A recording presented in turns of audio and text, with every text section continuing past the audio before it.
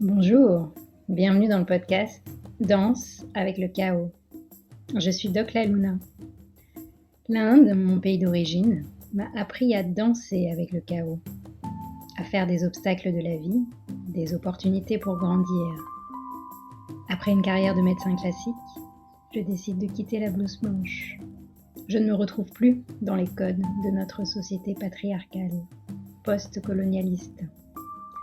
Les sujets qui me passionnent, se réapproprier les sagesses de son corps, de ses sens, de ses cycles, écouter les messages de son âme, incarner sa mission de vie et sa puissance, contribuer à partir d'un espace de guérison et d'alignement, être au service de la vie, déployer sa vision intégrative, incarner sa spiritualité dans ce monde.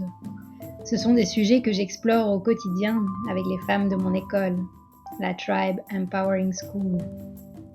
Ce podcast pour moi, c'est un rendez-vous avec mon âme et avec toutes les âmes qui souhaiteront partager un espace de reconnexion, de célébration, malgré nos doutes et les temps incertains que nous traversons. Je vous propose de transformer le chaos qui fait peur en chaos créateur. Namasté. Bienvenue dans ce nouvel épisode. Je me réjouis de partager avec vous le sujet du jour dans ce mois de la mission de vie, oser son coming out spirituel. Mais avant, j'ai envie de vous remercier et de vous partager ma joie. Parce qu'au moment où j'enregistre cet épisode, nous avons dépassé les 1000 écoutes sur les plateformes de podcast et pareil, les 1000 vues sur ma chaîne YouTube. Donc un grand merci à vous. C'est un peu le mini anniversaire du podcast qui fête son premier mois et demi, puisqu'il est sorti le 25 décembre 2021. C'est grâce à vous qu'il grandit, donc merci encore de continuer à relayer, partager, commenter sur les réseaux sociaux, si bien sûr il vous fait du bien et vous pensez qu'il peut faire du bien à des personnes autour de vous. Alors, le sujet d'aujourd'hui, oser son coming out spirituel. Pour moi, c'est vraiment une des clés qui me permet de danser avec le chaos. J'avais envie de vous partager plusieurs choses sur ce sujet et je l'ai fait sous forme de questions auxquelles je vais répondre. Donc la première question qu'on me pose souvent d'ailleurs, c'est quand est-ce que ce mot t'est venu pour la première fois ? Et juste avant que je vous réponde, je vous invite, comme c'est la tradition ici, de déjà prendre quelques respirations pour sentir en vous qu'est-ce que ça fait quand je pose le mot, l'ensemble de mots, oser son coming out spirituel.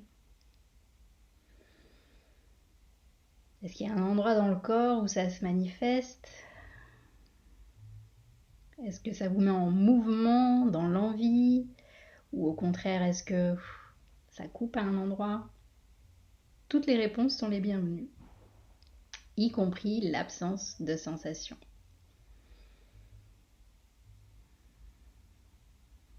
Voilà, prenons quelques instants pour infuser cette information, voir comment vos cellules répondent quand vous vous mettez dans cette posture d'oser votre coming out spirituel.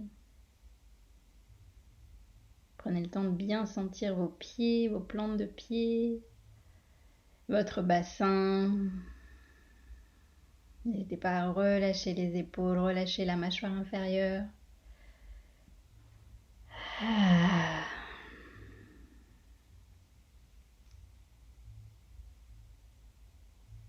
Voilà, et c'est depuis cet espace de réceptivité que je vais répondre à cette question.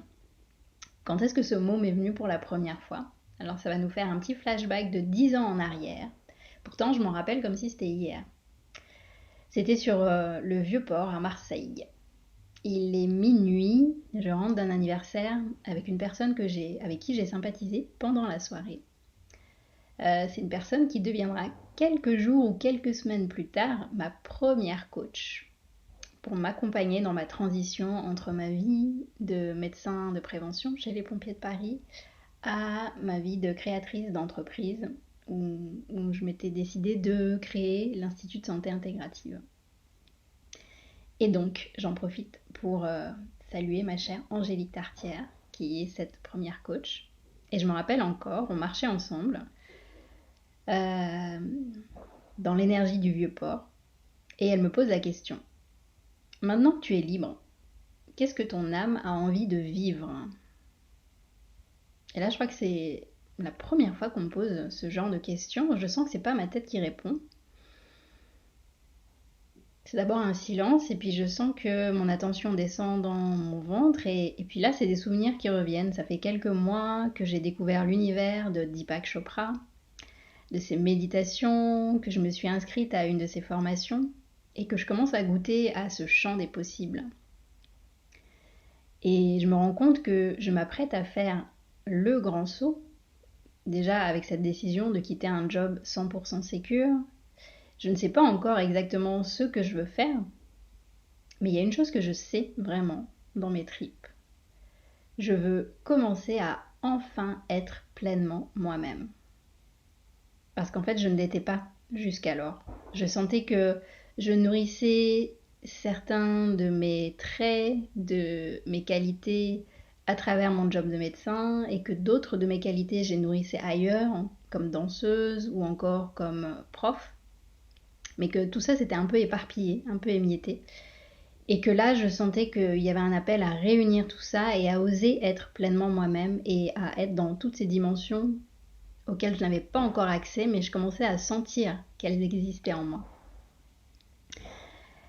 Bref, j'ai réalisé que cette question avait ouvert énormément d'espace et que j'étais prête à arrêter les compromis, à enlever les masques et à arrêter les auto-censures du style éviter les mots comme yoga, chakra ou spiritualité en entreprise, puisque c'était un lieu d'intervention à cette époque, et j'avais peur d'être prise pour une secte. Et c'est aussi à ce moment-là, cette période-là, que je plonge dans l'univers du féminin sacré, des cercles de femmes, et je réalise vraiment que, en fait, nous, petits êtres humains, nous ne savons pas grand-chose de la vie. En particulier en médecine, qu'on a beau se barricader derrière des grandes études randomisées en double aveugle. Oui, certes, c'est très utile le progrès, et oui, ça sauve des vies, heureusement. Mais malheureusement, c'est insuffisant quand on s'intéresse à la vie avec un grand V. Parce que la vie, c'est beaucoup plus grand que ça. Et on ne sait pas aujourd'hui l'expliquer complètement. Et plus j'avance, plus je me rends compte que je ne sais pas grand-chose. Alors que je pensais avoir une tête bien faite de médecin, bac plus 10, 11 même. Eh bien non, en fait, la vie m'invite à m'effeuiller, à enlever les couches de l'oignon, les croyances, le carcan, pour enfin me poser seule dans ma grotte. C'est à la fois symbolique, mais finalement c'est aussi un peu ce qui s'est passé dans mon parcours de ces 10 dernières années. Et ça m'a permis, seule dans ma grotte, d'accueillir mon étincelle divine, et du coup d'être en capacité aussi d'accueillir l'étincelle divine de l'autre. Et une fois que cette connexion est établie, pour moi c'est impossible de revenir en arrière. Je peux plus faire semblant, je peux plus me mentir à moi et je peux plus mentir à l'autre. Donc pour moi aujourd'hui, parler de l'intelligence du vivant sans ouvrir l'espace à cette dimension spirituelle, c'est juste parler des 0,001% du vivant que l'on connaît. Alors, question suivante. Est-ce que c'est grave, docteur, de faire son coming out spirituel, d'après vous ? Beaucoup de femmes que j'accompagne dans la tribe ressentent cet appel, combiné à de la peur. En fait, ce sont de vieilles mémoires de notre collectif. Il y en a qui ont été brûlées quand même il y a quelques siècles pour avoir exprimé cette connexion intime à l'invisible. Et donc, cette peur, pour moi, est complètement fondée. Et elle est souvent, d'ailleurs, associée à une maladie du feu, qui peut être une maladie gastrique, colique, une inflammation de la peau, une endométriose ou un burn-out aussi. Toutes ces maladies où notre feu est hyperactif et nous brûle de l'intérieur, pour moi, quand on élargit le champ des causes, bien sûr après avoir rechercher une cause physique, physiologique que l'on peut traiter. Dans la plupart des cas, les symptômes continuent à se manifester, donc pour moi c'est essentiel d'élargir le champ des causes et d'aller au-delà des dimensions physiques pour ouvrir aux dimensions énergétiques, aux mémoires. Et derrière ces symptômes physiques, quand on ouvre à cette dimension des mémoires, c'est là pour moi où on peut se libérer de ces symptômes et en faire de véritables symptômes alliés. Des indicateurs qui vont nous permettre de revenir vers notre boussole, vers nos besoins et des indicateurs qui vont nous permettre finalement de créer notre vie alignée avec nos valeurs. Il y a d'autres pathologies aussi que l'on appelle communément psychosomatiques qui sont pour moi des formes de poussées de conscience élargie, des pics de conscience élargie, des mini flash ou des mini coming out spirituels. Par exemple, les migraines qu'on peut avoir avant les règles, les douleurs au ventre, le syndrome prémenstruel, ou les sensations d'hyperesthésie qui sont des hypersensibilités du système nerveux, et toutes les maladies qui vont avec et qu'on ne sait pas trop expliquer.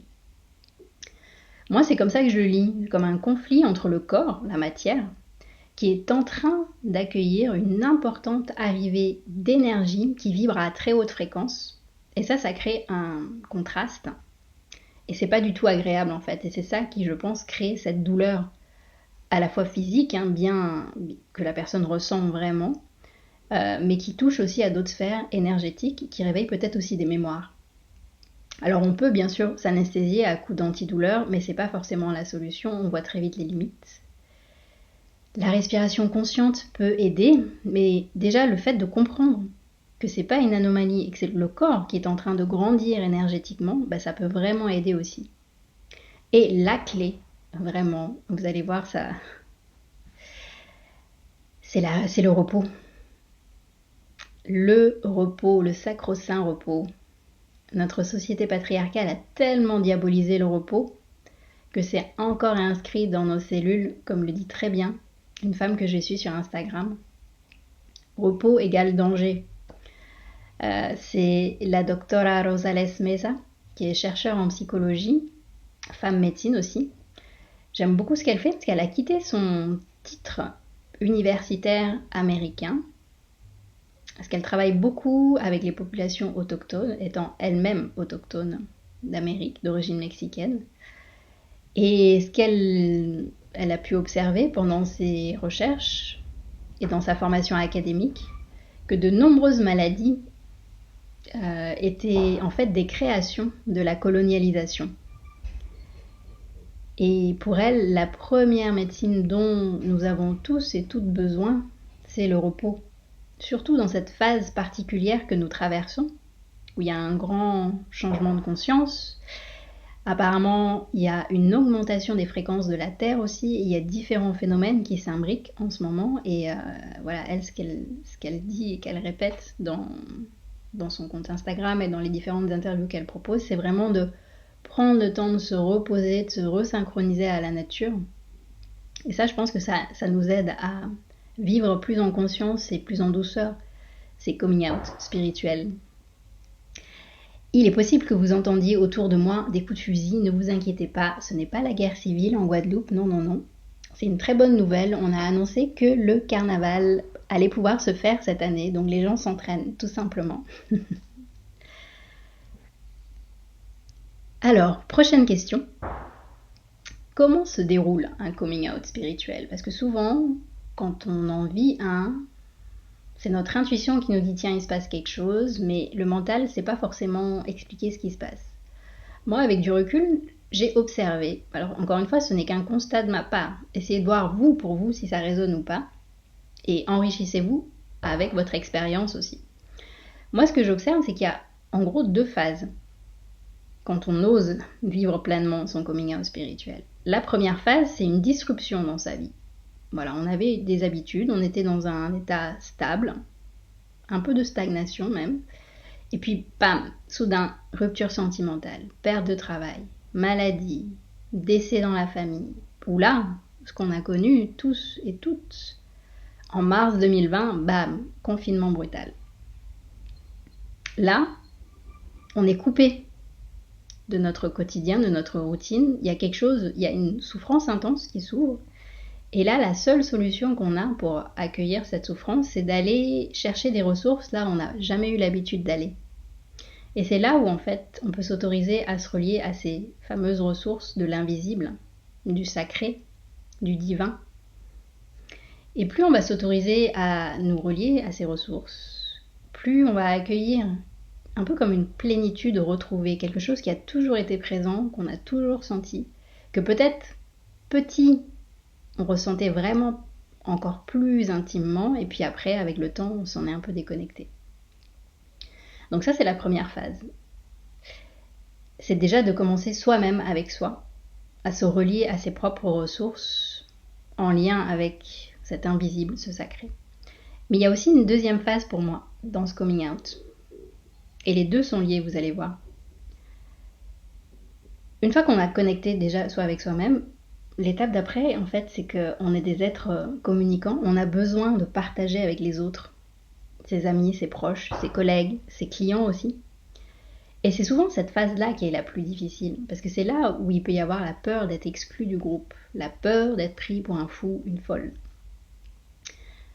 Et je me rends compte, là encore, cadeau du confinement 2020 et de ces 2 dernières années en fait, il y a tellement d'aberrations aujourd'hui quand on écoute les médias classiques, tellement de délire dans tous les sens, que j'ai l'impression que notre seuil de tolérance à une forme de peur d'être pris pour un fou a diminué. En tout cas, c'est mon cas, et je le vois aussi autour de moi et dans ma tribu de femmes.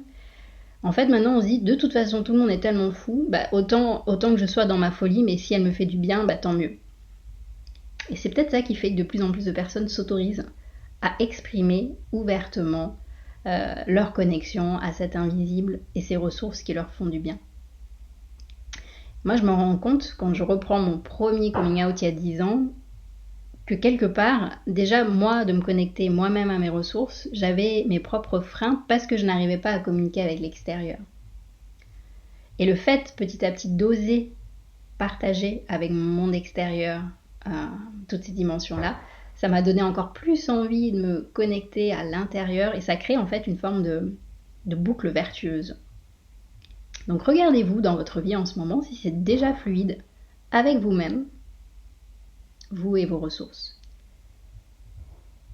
Et ensuite, regardez si vous avez des personnes autour de vous, des personnes de confiance avec qui vous pouvez être pleinement vous-même dans toutes vos dimensions. Et est-ce que vous vous autorisez à être pleinement vous-même à 360 degrés avec tout le monde? Le voisin, comme la boulangère, comme le boss, comme vos clients? Ou est-ce qu'il y a encore des endroits où vous vous retenez? Tout est bienvenu. Tout est un work in progress et l'oiseau valide. Je voulais aussi vous partager 4 signes qu'on pourrait expérimenter quand on vit un coming out spirituel. 4 signes. Le premier, pour moi, c'est la sensation d'être de plus en plus à l'étroit. Comme dans un habit trop serré, où on n'a plus de place, on n'arrive plus à respirer. Ou d'avoir la sensation physique, d'avoir la tête prise dans un étau. Là, au moment où je vous parle, ça fait 2 jours que j'ai l'impression d'avoir une sinusite un peu pseudo-covidienne. Et en même temps, je sais qu'il est en train de se passer des choses au niveau de mes fréquences, de mon harmonisation. Donc j'accueille, je respire et voilà, je le prends comme ça. Mais ça, c'est un signe assez typique. La sensation d'étroitesse, un décalage, ce fameux contraste dont je vous parlais tout à l'heure entre le corps, la matière et les énergies qui s'invitent.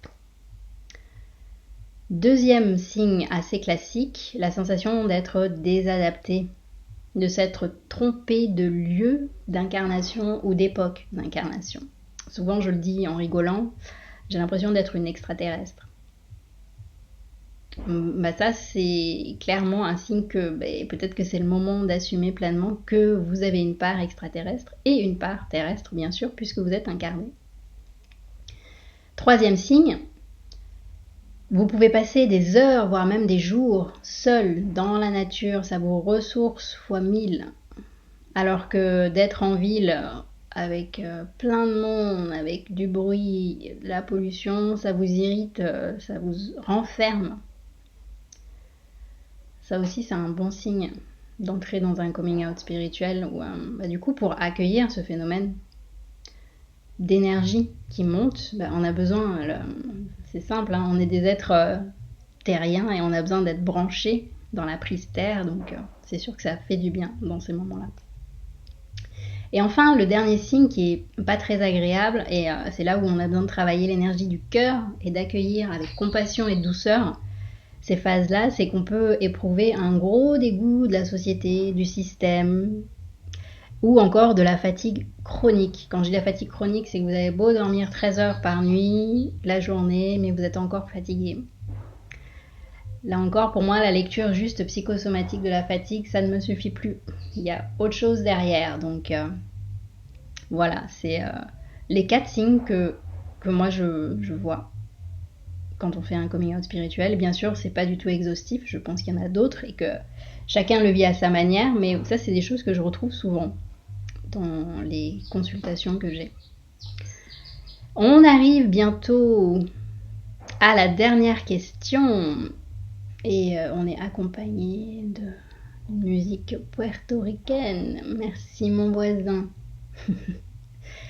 Peut-on faire plusieurs coming out spirituels? D'après vous? Oui. Oui. Je pense que quand on commence dans cette logique-là, dans cette multidimensionnalité, on ne s'arrête plus de cet effeuillage de l'âme. Je vous ai parlé donc de mon premier coming out spirituel il y a 10 ans, mais ça s'enchaîne depuis, ça s'arrête jamais. J'ai envie de dire, ça fonctionne un peu par vague ou par palier. À nous d'aller chercher nos cycles. Moi, mon deuxième gros coming out, ça a été quand j'ai découvert la Guadeloupe en 2017, et ça a été le moment aussi où mon premier livre est sorti, ma détox ayurvédique colorée. C'est le moment où j'ai rencontré mon amoureux aussi. Cette terre m'a ouverte à des dimensions de vie antérieure, de vie extraterrestre, de vie intraterrestre. Surtout de mémoire de la colonialisation, de l'esclavage. Et ce qui en est ressorti de mes recherches, c'est que cette déconnexion à la spiritualité et à la magie de vivant que nous connaissons tous et toutes dans notre société occidentale, ça vient de la colonialisation en fait. C'est une séquelle de la colonialisation. Parce que pour contrôler les peuples premiers, les colons leur ont interdit leurs pratiques en leur imposant le mode de vie à l'occidental, la religion occidentale, la médecine occidentale. Ce qui fait que petit à petit, en intégrant cette donnée-là, je me suis rendu compte que les milieux où on m'invitait en tant que conférencière de santé intégrative, mais on me disait non mais on va pas trop aborder la spiritualité parce que non c'est pas le plus important, on va plutôt parler des études scientifiques sur la méditation et tout. En fait je me suis rendu compte que c'était plus ok pour moi, il y avait un désalignement. D'enlever la part de spiritualité dans la santé intégrative, ça faisait plus sens pour moi et c'était plus ok. Donc je me suis retirée parce que c'était plus juste pour moi. Bref, je pourrais en faire un épisode complet des séquelles de la colonialisation sur la connexion à notre corps aujourd'hui. Et la bonne nouvelle, c'est que j'en ai écrit un livre entier qui va bientôt sortir. Donc j'ai prévu d'autres épisodes dessus le mois d'avril. Pour revenir à ce que je vous disais, il y a 5 ans, j'intervenais en entreprise et j'aurais été incapable de dire que j'étais conseillère d'orientation de l'âme. Pourtant, je le faisais un peu en cachette. Alors qu'aujourd'hui, je le dis ouvertement, avec humour même, mais je le dis car je sais que des personnes vont résonner avec moi. Parce que je me suis entourée de personnes qui vibrent, qui sont dans ces mêmes recherches, dans ces mêmes dimensions. D'ailleurs, si vous écoutez ce podcast, je pense que nous avons des appétences communes et des vibrations communes. Même si elles ne sont pas toutes pareilles, l'idée c'est pas d'être des photocopies, des répliques, mais en tout cas il y a des choses qui nous unissent et notamment cette curiosité, cette soif de comprendre la vie et ce chaos que nous traversons. Donc c'est pour ça que maintenant je suis complètement à l'aise avec ces termes que j'utilise, chose comme je vous disais il y a 5 ans, j'aurais pas été encore sécure pour le faire. Donc pour résumer, oser son coming out spirituel, pour moi c'est en fait dire oui à la vie. C'est lever le tabou du mystère, lever le tabou de l'inexpliqué de la vie pour l'embrasser pleinement et accepter les incertitudes. Et en fait la question comment oser son coming out spirituel, finalement elle n'existe pas. Parce que quand on arrive dans cet espace de transition, de grand saut, en fait on n'a pas le choix. Je pense que c'est une question de survie. Quand on est là, à cet endroit, c'est qu'il y a cet appel de l'âme à exister pleinement et en fait le corps n'a pas le choix de dire, il peut pas se retenir en fait. Il peut pas aller contre ce mouvement-là. Donc ça va se faire spontanément. Maintenant c'est comment vous allez vous entourer de personnes ressources, de personnes qui vous soutiennent dans cette transition. C'est ça qui va faire que vous allez pouvoir le vivre plus en douceur, je pense. En tout cas, moi, c'est comme ça que je fais. Et en ce moment, je vais vous faire un aveu, je prépare encore un coming out. En général, la sortie d'un livre, ça va souvent de pair. Je me suis cachée pendant des années derrière l'étiquette de femme médecin. La vie, je sens en ce moment qu'elle m'invite à incarner pleinement la femme médecine que je suis venue incarner. Et quand je vous dis ça, j'ai des frissons parce que je vois des feux allumés au grand air et je suis en train de danser avec d'autres femmes et d'autres hommes médecine autour de ces feux. Ouais. Et je ne sais pas encore quoi faire de cette vision, mais elle est là et je vous la partage. Je le pose ici dans cet espace virtuel et sacré parce que je sais que ce sont les bonnes personnes qui entendront ce message et qui l'accueilleront avec le cœur. Voilà pour ma petite confidence. Prenez soin de vous, chères âmes, et pensez-y. Mettez de l'humour dans votre coming out spirituel. Ça fait vraiment du bien. Et en fait... le passé, c'est du passé, même si on porte encore certaines mémoires. Elles sont en train d'être nettoyées en ce moment. C'est pour ça que la période est un peu difficile. Et en fait, on est en train de se libérer de toutes ces lourdeurs. Donc, on va vraiment danser avec joie ce chaos. En tout cas, c'est vraiment mon intention, mon souhait, mon rêve. Et je vous dis à bientôt pour une nouvelle danse avec le chaos. Si vous avez aimé cet épisode, s'il vous a fait du bien, n'hésitez pas à liker, commenter, vous abonner sur votre plateforme d'écoute ou sur YouTube. Et n'hésitez pas à partager aussi. Peut-être que vous avez des personnes autour de vous à qui ça fera du bien. C'est grâce à vous que j'espère ce podcast pourra toucher toutes les personnes qui ont envie d'œuvrer dans ce nouveau monde qui va naître du chaos. Merci.